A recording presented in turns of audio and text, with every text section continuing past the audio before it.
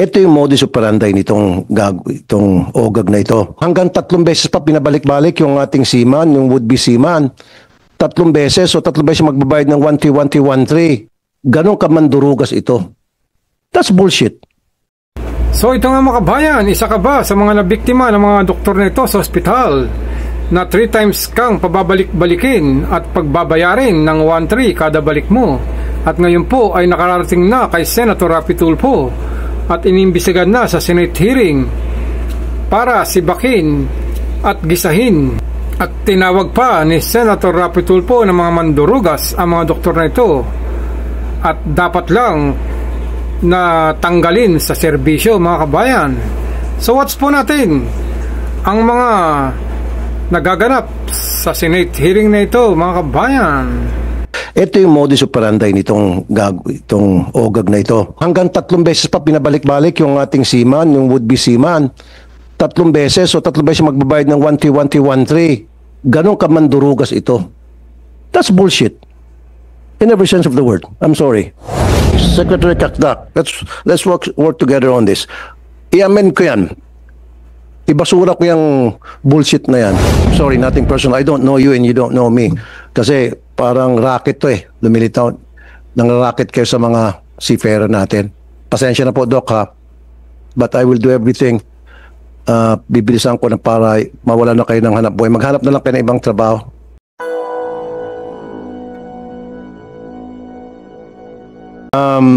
Super Care Medical. Have you heard of that? Clinic? Okay, para sa mga seafarer? Okay.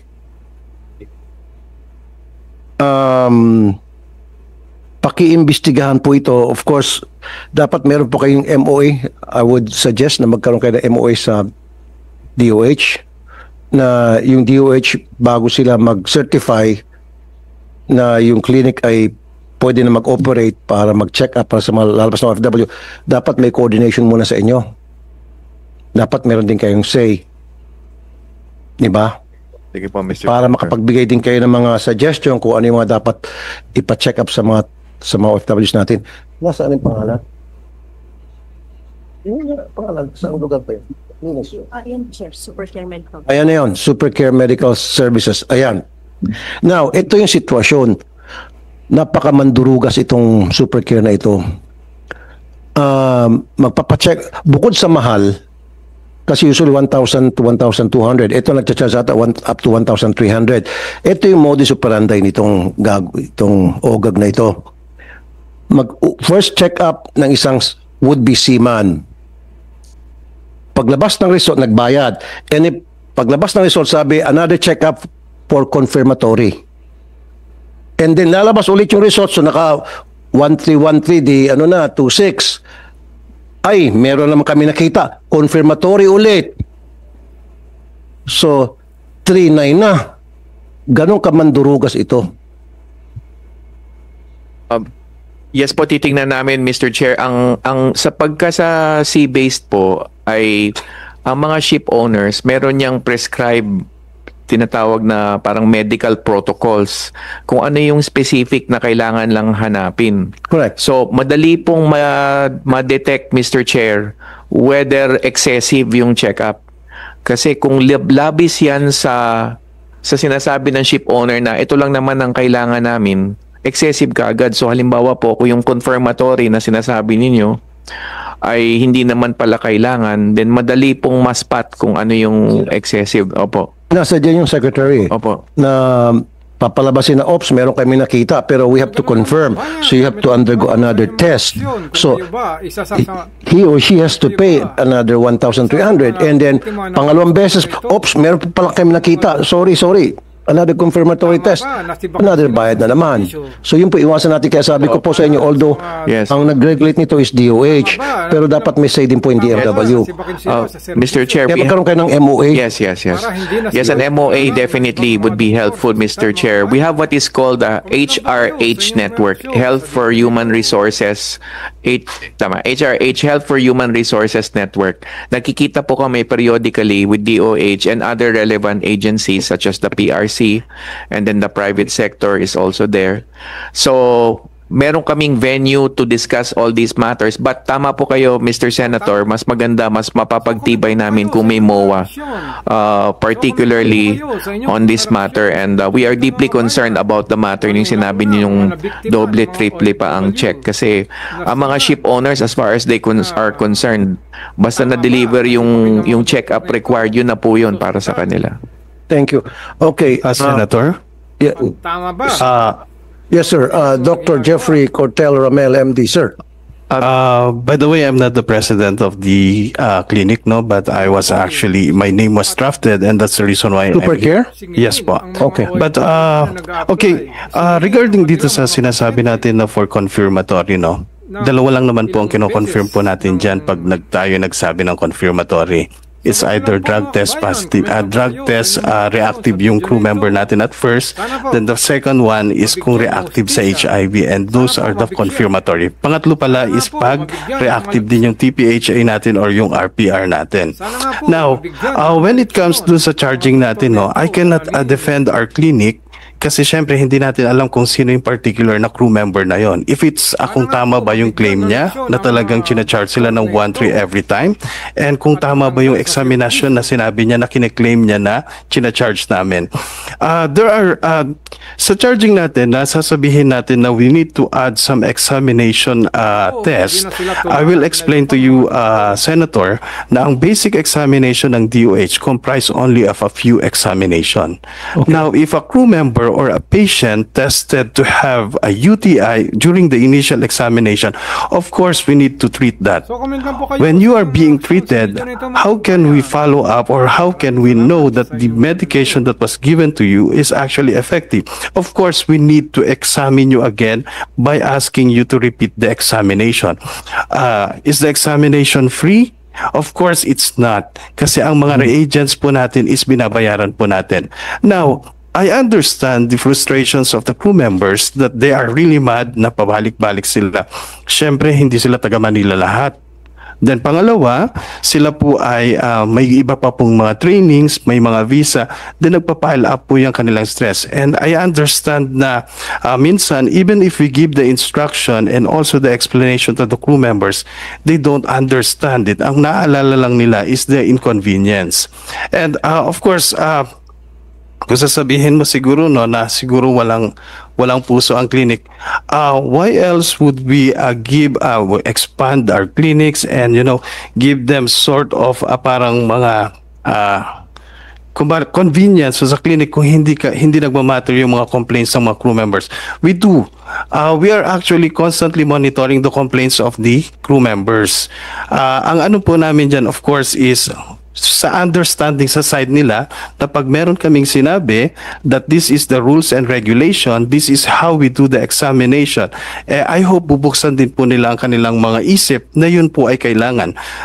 Kung pwede ko po bang sabihin yung ginawa kanina, yung sinabi nyo kanina na merong PEME pero nagkaroon ng cancer, now it's a problem.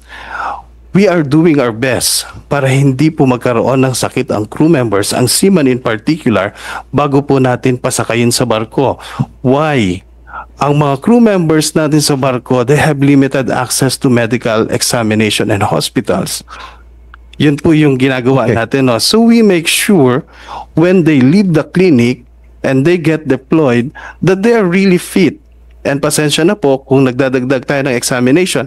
Kasi pag ikaw ang doktor, nakita mo ang pasyente na may problema. Sir, I'm not a doctor, you're a doctor. So, hindi ko na kayo kukontrahin doon sa mga sinasabi niyong na dapat gamutin for confirmatory. I'm not gonna argue with you on that because you're the expert. You follow me? However, ang point ko, dapat yung confirmatory test package na yun kasama din doon sa 1-3. Halimbawa, minention mo yung UTI. So, nagpa-test tapos may UTI. Okay, so resetahan yung sima natin. Balik ka after na maubos mo yung gamot para check ka namin ulit. Kung meron ka pang UTI, wala. Libre na dapat yun. I think, Senator, pwede ko bang hingin ang ano ng DOH about that? Even the DOH... I do agree with you kasi doktor kayo eh. Hindi kita kukontrahin dyan, Doc. So, pag check up ninyo, ikaw nag-example ng UTI, then use let's use UTI as an example. So, check up na lumabas sa blood test blood test yun, di ba? Yes na, po. na may UTI ka. No, urine test po Oh, yan. excuse me, urine test yun, di ba? Okay, lumitaw sa result, 1-3 package yun, di ba? Sa PEME. So, lumitaw na, sa urine test result mo, meron kang UTI. So, therefore, resetahan ka namin ng gamot para inumin mo, para magamot yung UTI. And then you come back after a few days, pag naubos mo ng gamot, para i-recheck ka ulit, yung urine mo ulit, itetest natin kung malinis na ba o hindi. Lalo na mga Dapat nabiktima ng libre na yun yung pangalawa. Pero ang nangyari ngayon, pag nagpapacheck up ulit sa urine, Tama ba? babayad siya ulit ng another 1-3. Yun yung point ng mga nagreklamo sa amin. Yes po, Senator. Okay, Senator, ang DOH po, sila po yung nag-regulate po ng prices natin at kung ano po yung Okay, kasamang nandito ba examina- DOH? Nandito ba DOH? And po. kung ano lang po ang So, ba't ko inaalaw po na paulit-ulit na mag-charge itong super care? Singilin ang Why did you allow them to do that? Ma'am, don't laugh. Don't laugh. This is a serious matter, ma'am. Yes, good afternoon, Mr. Chair. With regards to the charges, we set a standard for charges Mabigyan ng hustisya. for the medical Sana po examination. mabigyan. Sana nga Yung po, pag-repeat mabigyan ng exam malakas- na yan, it's beyond our, Beyond your control. Sana Yes. po, mabigyan Beyond your ng regulation na. informasyon. We Ang have mga the doktor minimum. nito na naniningil. Okay. So, tuturo mo sila ulit. na natin. Oh, kayo na yon. Tinuturo niyo sa DOH, tinuturo ulit kayo. Pabalik sa inyo. Yes po, Senator. Sir, Apo, come on. Come on. Pwede ko po bang sabihin na yung binigay... Ang nangyari pa kasi kuminsan, sir, hanggang 3 beses pa pinabalik-balik yung ating seaman, yung would-be seaman. 3 beses, so 3 beses magbabayad ng 1-3. No, Huwag it's- ganon. hindi po Kaya siya... ang gusto ko mangyari dapat package na kung may nakita dyan, confirmatory, and then resetahan ng gamot, let's use UTI again kasi yun ang ginamit mo. Inom ka ng gamot para paggamot sa UTI, and then after a few days, magpasa ka ng urine specimen mo, and then itetest namin. Libre na dapat yun, package yun. Yes, Secretary Kakdak. Mr. Chair, ako naman po, ang parang iba ang take ko kasi ang term na ginamit is confirmatory. Kung may UTI na po yung tao, treatment na po ang susunod. Why do you need to confirm whether totoong may UTI siya and establish mo nang may UTI siya? But that's just my preliminary comment, Mr. Chair. My real comment is, under the DMW rules, the cost of the PEME shall be charged to the principal and the employer. So the mere fact, and in fact, it's punishable. Cancellation is the penalty kung ang isang LMA, Licensed Manning Agency, ay yan ay tinotolerate. So my basic question is, bakit nyo pinapayagan na tumanggap ng pera mula sa seafarer in the first place? Yung binabayaran po ng ating principal at saka ng employer po natin initially is basically for the initial medical examination. Pag sinabi nating initial, tulad yan, ang package po ng ating DOH is worth 2,000 pesos for the basic examination, which includes the physical examination of the crew member, the audiometry, visual acuity, color testing, chest x-ray, urinalysis, CBC with platelet and also blood typing, and also RPR. So yan po ay yan lang yung test na required. Tinry naming squeeze ang budget na sinabi ng DOH lang lahat ng examination na yon, babayaran namin ang doktor, ang dentista, ang ano, so worth 2,000 pesos na gagawin sa pasyente. Ang pagkakaintindi po namin, pag nagbayad po ang company ng 2,000 para dito sa ating initial na medical examination, kung walang sakit ang crew member, Secretary Kakdak, you're saying na dapat hindi magbabayad yung seaman. Sino mo dapat magbabayad ng PEME? Principal for employer through the manning agent. So ang So bakit sinisingil ng super, ano ito? dapat parang ang kausap po ng clinic yung manning agent, and then ang tao just go in and out. And then ito yung kinikwento ko kanina, Sen. Ito yung kinikwento ko, Sen, na may prescribe may package na as you call it. So hindi na ho kayo lalabas doon sa package na yun. At kung may nakita kayo, hindi nyo na ho uulitin. Nakita nyo ng UTI, uulitin nyo pa tukod. Kaya nga, as a follow-up doon sa sinasabi ni Secretary Kakdak, tama nga naman, baka palpak po yung laboratorio ninyo. Sandali lang, at palpak din po yung doktor na tumitingin doon sa result. Kasi Pag may UTI, confirm na yon ng sa lab test, confirm you have a UTI. So this is the treatment, like I said, bigyan ng gamot na para magamot yung UTI. Bakit kailan pa i-confirm? So ibig sabihin, duda kayo doon sa laboratory ninyo. Duda kayo doon sa doktor na bumasa nung lab result. Baka ikaw po yun? Ikaw ba yun? No, Senator. Yung confirmatory na sinabi nyo is basically yung kino-complain.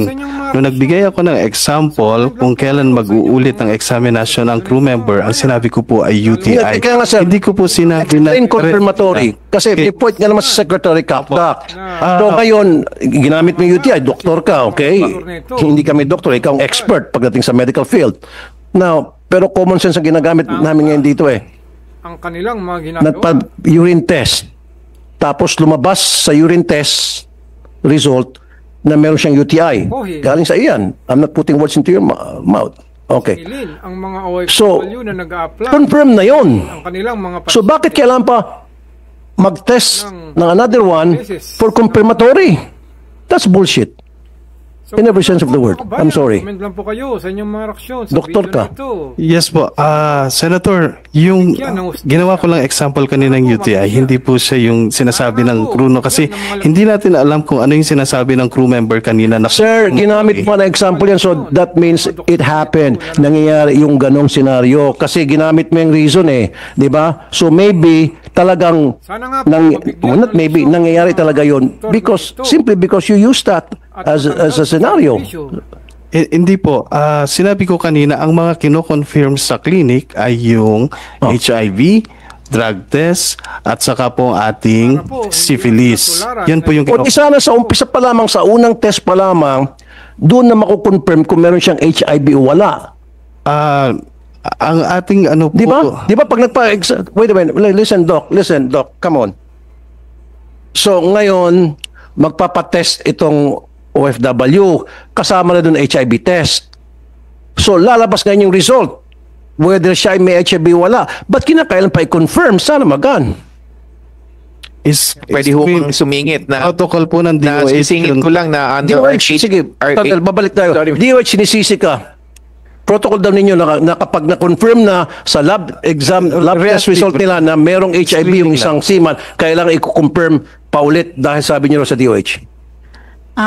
Kasi po yung sa HIV, may screening lang po yun initially. And then we have to confirm it kung talagang mayroon siyang HIV because sometimes may mga false positive na result for screening.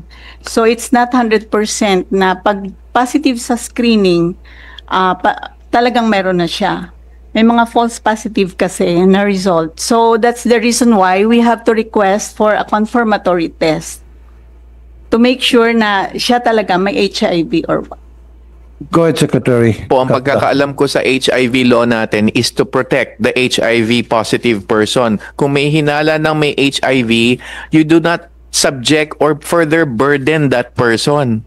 So kung meron ka nang na-spot in the initial check, that person is now subject to protection under the HIV law. So you're doing the reverse, Mr. Chair, kasi lalo nyo pa siyang dinidiin at ini-embarrass nyo pa siya with further checking, and not only that, you're making him pay or her pay for the additional test. The HIV patient is protected under our HIV laws. At dapat, kung ako tatanungin, dapat nirefer na sa DOH. Do you agree, Dr. Sulutan ng DOH? The confirmatory test, that will considered siya, pag nag-positive siya doon, considered na siya na positive siya for HIV. Before we conduct the confirmatory test, ang kliyente kailangan magkaroon pa ng counseling, whether he has to subject himself to confirmatory test or not. So may counseling pa dapat? May counseling pa po So, yun. Dr. Ramel, do you do that in your clinic? So ganun nga Po yung counselor sa clinic. May counseling pa po yan kasi there are some clients who did not want to undergo confirmatory test. Sa mga may gusto talaga, so we have to, but we encourage them. Ano po yung pinagkaiba doon sa unang pagtetest para sa HIV ng isang tao versus lumabas ng result na, oy, HIV positive ka, i-confirm pa namin ulit. Why do we have to do that twice? Mayroon kasi, Mr. Chair, sinasabi na may false positive result. Okay. Yung test kasi niyan is screening lang po yun. So, okay. there is the possibility na pag i-confirm mo siya, negative siya. Okay. That happens. Yes. Okay. Kaya hindi siya 100% na pag nag-positive sa screening, 100% na rin siya na positive for HIV. That's why dun sa confirmatory, sabi niyo magka-counseling muna. And then if the person would like to go ahead and have another test, which is what you call confirmatory. Yes po. Whereas ang sinasabi natin, Secretary Kakdak, for the protection of that person, Secretary Kakdak, so dapat hindi na ituloy. The Hindi purpose naman po, of Mr. Chair, pwede naman po to proceed nga to confirm. However, dapat the approach should be not to burden that person by making him or her pay for that second test. Dapat ang interesado na dyan yung the principal or the state who should come in and say, okay, to confirm, we will have to step in and shoulder the expense but not to charge the seafarer. Twice. Yun ang sinasabi namin kanina po ito. Opo, Senator, no? Naintindihan ko po yung nagmi-mix up lang kasi yung mga sinasabi natin. But anyways, ang HIV confirmatory natin is libre po ng DOH together with the drug testing. So, napabayad po sila eh. Kaya nga po gusto ko pong malaman kung ano kaya talaga uncertainty yung pinapabayad kasi, we cannot defend ourselves kung sasabihin lang ng crew member na nagbayad kami ng 1.3 without even knowing kung ano talaga. Okay. Talaga bang Sir, before we proceed on that, yes po. sino po yung mga manning agencies na nagpapadala sa inyo ng mga seafarers para magpa-test at pinababayad ninyo? Who are those manning agencies? Because they're supposed to be the one responsible sa pagbayad ng fee na yon. The manning agencies are paying the initial examinations po. So nagbayad na yung manning agency, magbabayad pa yung seafarer? Ito po yung yung budget natin for the repeat examination, Senator, no? At tulad diyan, magbibigay lang ako ng example, okay lang ba? Secretary Kakdak, sabi mo kanina, nasa batas natin, sa PEME, dapat shoulder ng manning agency ang lahat ng gastusin sa PEME. O, nagbayad yung agency, and then, maniningil pa sila. That's what makes it illegal kasi ano na yun over and beyond what is necessary for the worker. If it is in addition to the prescribed protocol, dapat may option na yung worker, hindi niyo na siya itatali para sabihin, next test, ikaw na naman, because that's already over and beyond kung ano yung binayaran. Pagka over and beyond ng binayaran na ng principal, dapat may option na yung worker. Kasi pwede naman yan sabihin, I can do that later. I can do that in my own time with my own doctor and a public hospital or what have you. Pero ang trabaho nyo lang po, yung doon sa anong hinahanap ng ship owner. Secretary, if I may, bibigyan ko kayo ng example, no? If a company requires the crew member to undergo an ECG, tapos ang ECG natin is hindi maganda, that may require him to undergo stress echo, ang binayaran lang ng company natin is worth 2,000 pesos para dun sa medical examination. And stress echo is 7,000. Pag gagawin sa hospital, it could be 5,000 depending on the hospital. We cannot squeeze in 7,000 dun sa binayaran ng manning agency na 2,000. Where are we going to get that fund in particular? Lalo na kung hindi naman yun ang agreement ng principal o kaya ng clinic. Hindi po magkakasya ang 2,000 pagkasama na ang stress echo. Even tapos another is if we are going to turn down the medical examination of a crew member of a patient just because hindi siya nag-undergo ng stress echo, I think that is unfair. Kasi until proven otherwise na ang problema niya sa ECG is corrected or something na papasa pa, hindi po kami pwedeng mag-issue ng fitness certificate. Yun po yung ano natin, no? Secretary Kakdak. May sagot din po huli dun kasi At Yun tama po ba ay na dapat may ipresenta sa arrangement na serbisyo kayo with the principal. bilang aral Kung sa ano, mga I'm doktor? sure with your experience Tama ba as na a medical bilang- clinic, tama ba na you nandito know sila sa about serbisyo? the certain possibilities Para hindi na kapag sila nagpa-test tularan isang ng tao ibang na mga posibleng doktor, magkaroon ng mga second kabayan. or third test. Komenta But po that kayo sa too inyong mga reaksyon is sa under the video nito. auspices of the principal. Kaya dapat po may arrangement now with the principal kasi the rule is absolute. No, not a single cent should come from the seafarer and no ifs and buts. Kaya hindi ho pwedeng may lusot yun. Ang lusot is dun sa principal, hindi sa seafarer ang Comment lang po kayo lusot. sa inyong mga reaksyon. So having said that, by Secretary Caclac, investigate Supercare Medical Services, DOH. And I want a report in 5 days kung ano pong resulta ng inyong investigasyon. If kailangan kansilahin ang kanilang lisensya, so be it. Kasi illegal naman pala talaga. Ayan mismo galing kay Secretary Caclac. Nasa batas pala yun. Dapat yung principal ang may gasto sa lahat-lahat. Wala ang kahit na 5 magagaling sa seafarer and yet nagcha-charge sila. You want to say something? Ms. Jody Domingo, President, United Filipino Seafarers. Madam, go ahead po. Yes po, good afternoon po, Mr. Chair. If we may just add din po, no, gusto ko lang pong i-echo yung mga nare-receive din namin complaints about our seafarers regarding their PEME. One instance po, may isa po akong personal na kakilala na nag-PEME siya, then may nakuha po sa kanya na meron daw siyang genital warts. And he was referred to a certain hospital para ipatanggal yung genital warts na to. At his expense po ito. He shelled out 13,000 para sa pagtanggal po ng genital warts na ito. Na dapat ang may gastos nun, tulad sabi sa Caclac yung principal. Ang concern lang po namin doon kasi ng mga seafarers is fit to work po ang seafarer or ang crew. Now, genital warts po, hindi naman po siguro makakaabala or makaka-apekto sa performance nila on board ang genital warts. Kaya bakit kailangan na maipa-remove niya yung genital warts niya para lang mabigyan siya ng fit to work certificate. So that's one po. And regarding naman po sa iba namang concern, yun po, sa mga accreditation po ng clinics, I think, actually po, since we've been receiving complaints about this din po sa PEME na ito, we have prepared a position paper po and proposal po for a possible new legislation or amendment to certain rules po regarding the PEME system po for our seafarers. Thank you, Ms. Domingo. Well noted. Sige po, I'll wait for that position paper that you will submit to us, to this committee. Okay, may kasabihin, Secretary Yun po Caclac. yung sinasabi ko rin kanina, Mr. Chair. Again, may prescribed package. May mga list of, let's say, 8 or 9. Alam ko some flags are stricter. I think the Germans are more stricter than others. Things like that.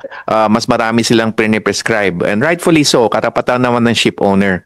But paglabas na dun, a seafarer cannot be forced to be subjected to be treated by the same clinic. Dapat may option siya. But if he or she is placed in a situation na iti-treat, in this case, yung genital warts, sagot yun ng principal. Kasi linagay ho siya dun sa lugar na napilitan na siyang matreat by that same clinic na tama po kayo, hindi naman kailangan yun. Basta wala dun sa labas nung required medical package ng ship owner, hindi po dapat obligahin ang seafarer. Saan pinatanggal yung genital warts? Baka kakontak ng... Maari po, sir. Maari pong contact din po nung clinic yung At may refer pasyente sa siguro yung kanya. clinic na Opo, nag-refer. maari din po. That's one po kasi yung mga seafarers po, since may accreditation po sa clinics, yung mga seafarers natin, most of them, wala pong choice na magkaroon ng clinic kung saan sila pupunta. Dahil kung hindi accredited Hindi sila ng mga P&I, hindi po tatanggapin yung kanilang certificate or yung kanilang medical resort. Excuse me, DOH. Sa kaso ng isang OFW sa abroad, pumunta siya sa isang kilalang ospital sa Santiago City, Isabela. At doon sa test na ginawa, lumitaw na may problema siya. May bukol siya sa katawan niya na cancer. Bakit kinakailangan papupunta sa maliit na clinic samantalang yun, ospital na yon na nagsabing, yes, may sakit ka. Nagbigay yung kilalang ospital Santiago, General Hospital. And then, kailangan pa siya pupunta sa maliit na clinic tulad ng clinic nila itong Dr. Ramel? Mr. Chair, kasi po, yung mga Just because they were accredited by you. So, po, because we have certain requirements din also for that. anong pinagkaiba ng laboratory ng kilalang ospital tulad ng mga General Hospital or St. Luke's halimbawa? So, ibig sabihin, mas magaling yung laboratory nila Dr. Ramel kaysa sa St. Luke's, laboratory ng St. Luke's? Is that what you're saying? Halimbawa, yung isang pasyente, ay isang seafarer o OFW pumunta sa St. Luke's at sinabi ng St. Luke's Hospital, ito yung sakit mo. Kaya you're not fit to work. Tapos pag pumunta dito sa kabilang clinic, kailan pa papuntahin dito sa accreditation clinic? Dapat, the fact na kilalang ospital yon, dapat tanggapin na yon para hindi na magdoble-doble ang gastos. Yun naman kasi, tama naman na acceptable yung findings ng hospital, but then if they're applying for abroad, na mag-OFW sila, they have to go through the accredited clinics natin. Kasi there are certain... Why are they being accredited? I'm just curious. Okay, what are the process that they the clinic like the clinic being represented by Dr. Ramel that they have to undergo for them to be accredited? And what's the difference between DOH accrediting the clinic of Ramel versus accrediting St. Luke's? Okay. Because we have this Administrative Order 2013-006, Guidelines on Rule 11, the role of the Department of Health in the Omnibus Rules and Regulation, implementing the Migrant Workers and Overseas Overseas Filipinos Act of 1995. So that's an administrative order coming from? Yes po, from the Department of Health. Okay. Amended by the Republic Act number 10022. Lahat na provisions nito, ito ang being carried out natin to accredit these facilities to I think that has to be amended. I will amend that. I will amend that administrative order. Yes. No, that's bullshit. Sorry for the word. Ito na nga yung OFW, mamaya makakausap natin sila. Pumunta siya sa Santiago kasi malayo siya. Santiago General Hospital. Isang kilalang, respetadong ospital. At nung nagpa-lab exam siya, lumitaw na meron siyang sakit. And then, binigay niyang result sa agency. Sabi ng agency, hindi, punta ka sa clinic na accredited ng DOH. So pagpunta niya doon sa clinic, wala nakitang sakit. Pinaandar, pinago sa abroad. And then tumawag sa akin, nagpapawi na kasi malala na yung sakit niya. So, I have to amend that. Really. Pag nagpa-check up ka na sa isang kilalang ospital, hindi mo na kailangan pang pumunta sa ospital na clinic tulad ng clinic ni Dr. Ramel na kung tawagin ay RGO Laboratory. You get it, ma'am? And dapat, ang OFW pupunta sa accredited hospital, pwede siya pumunta of her choice.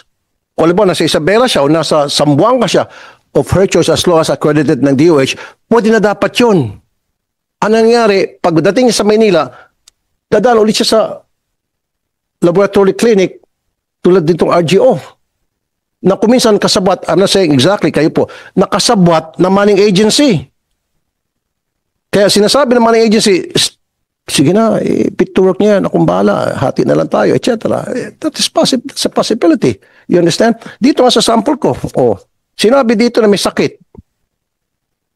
And then, pagdating sa Manila, pinapunta sa accredited clinic ng DOH para sa pagpapa-abroad. So I would like to, Secretary Kakdak, let's work together on this. I-amend ko yan. Ibasura ko yung bullshit na yan. I'm sorry again. Kaya nga, then let's work on this and then para iakyat natin kay sa DOH Secretary. Diba? Make a recommendation on that. Mr. Chair, meron pong batas ng mga 15 years ago, yung anti-decking law. Ibig sabihin, bawal po yung i-prescribe mo, pipilitin mo yung worker na pupunta sa isang clinic na hindi naman niya gusto o kaya bukod pa doon sa accredited clinic na gusto niya. So, the short answer is yes, Mr. Chair, we are willing to sit down with you and look into the consistency between that law and the current regulation. Let's sit down with the DOH Secretary. Siguro susunod na hearing, let's call the DOH Secretary to be here para to shed light and see kung pwede bang i-repaso or basura na yung administrative order. Kasi unfair po, ma'am, tama nga si Secretary Kakdak, kumbaga, kahit na hindi niya gusto yung clinic na yan, she or he is forced to go to that clinic just because sinabi naman ng agency na diyan ka magpa-check dahil yan ang mag-issue sa iyo ng clearance whether fit to work or not. Kahit na ano pang first class na hospital, 5-star, 6-star, 7-star na hospital, nagpa-check up siya at sinabi sa kanya na may sakit siya, hindi, dumaan ka pa ulit sa isang clinic na, sorry, hindi sa pagmamali sa clinic ni Dr. Ramel, mas mababa, 3rd class, 4th class. Tapos si fit to work. Very clear na merong kalokohan dito. You agree? That is Administrative Order 2011-0015. That is guidelines on the prohibition of referral or decking practice of OFW clinics and respecting the rights of OFW to choose their own OFW clinic for medical examination. Okay. So, to Republic Act number 10022. So, ibig sabihin, pwede pala sila? Yes po. Oh, dapat hindi na mag-exist itong mga clinic tulad ng RGO Laboratory. Why do we have clinics like this? Then why do you give them accreditation? If doon sa application nila, nilagay nila doon, they're asking for accreditation so that they will be screening OFWs o seafarers para sa PEME. Then why did you allow laboratories like these to exist?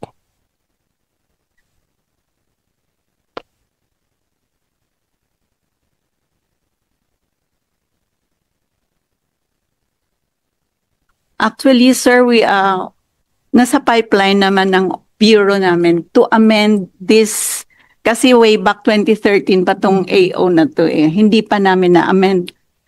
Nasa pipeline na ito for amendment talaga. Basura nyo na po yan. Pati na pala, nasa administrative order nyo na rin na merong karapatan ng seafarer o OFW na magpili ng clinic of his or her choice na para doon magpa-check up o PEME. Bakit pa kailangan kayo mag-accredit ng clinic na tulad nitong RGO na kailangan sila mag-certify whether fit to work? When in fact, the hospital halimbawa na gusto ng OFW doon siya magpa-check up, sinertify na siya. Kasi kailangan pa na certification from them, parang confirmatory? We just base our guidelines on this Migrant Workers for Overseas Act on 1995 pa. 1995. So it's about time, outdated na yan. It's about time na inamend siya sa RA 10022 na ito na yung existing namin na fina-follow. Yung RA 10022. Then we have to amend that. Yes po. I have to amend that. I will file a bill to amend that provision. Yes. Okay? Sorry, Dokta, maghanap na lang kayo ng ibang hanap buhay. Kasi pakakansela ko yung mga clinic tulad niya. I'm sorry, nothing personal. I don't know you and you don't know me. Kasi parang racket to lumilitaw. Nang-racket kayo sa mga seafarer natin. Pasensya na po, Doc, ha? But I will do everything. Bibilisan ko na para mawala na kayo ng hanap buhay. Maghanap na lang kayo ng ibang trabaho. Negosyo, wag yan. Okay? So, clear tayo dyan, Secretary Kakdak. Magtulungan tayo and para Mr. sit Chair. down with the DOH Secretary as well. Yes, Mr. Chair. And then yung sa RA, yung provision na doon, magpa-file ako ng amendment. Yes, Mr. Chair. Thank you very much.